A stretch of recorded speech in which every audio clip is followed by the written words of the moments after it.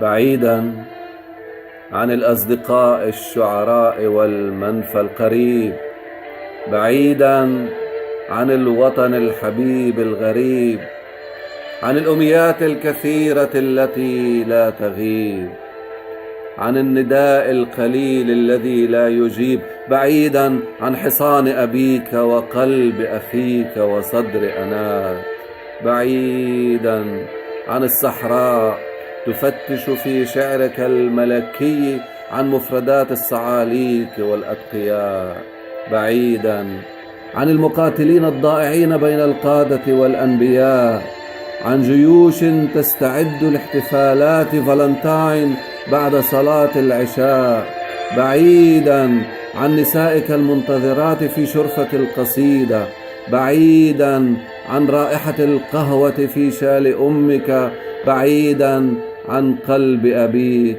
بعيدا عن قلب قلبك، بعيدا بلا خجل قررت أن تموت، بعيدا عنك، بعيدا عنا، بعيدا عن البيوت ومن في البيوت.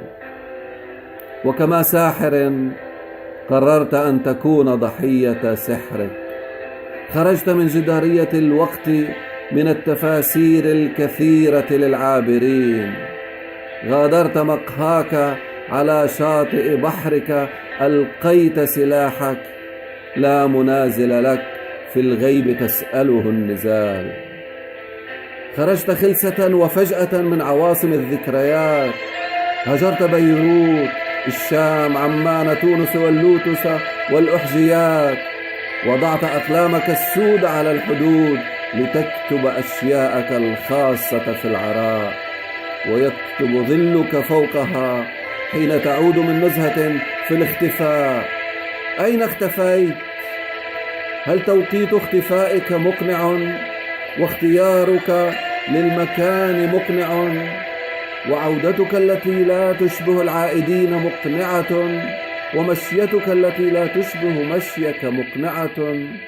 واعتلاؤك المسرح دون ظلك مقنع؟ لا شيء مقنع مما فعلت.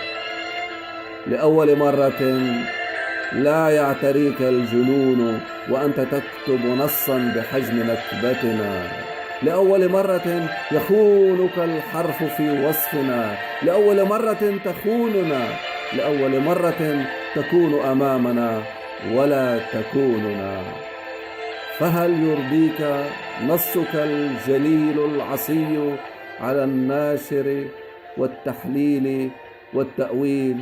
فهل يرضيك نصك الجليل العصي على النشر والتحليل والتأويل؟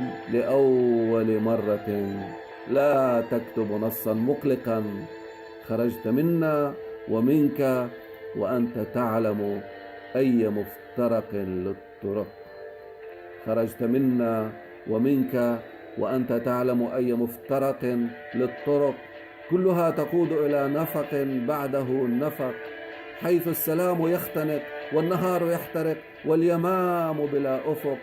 خرجت في زيك الأبيض الأخير كأنك تمسح ما كتبت على الزمهرير وتسلم روحك للصمت. إذن قل لنا بربك كلنا لماذا خرجت؟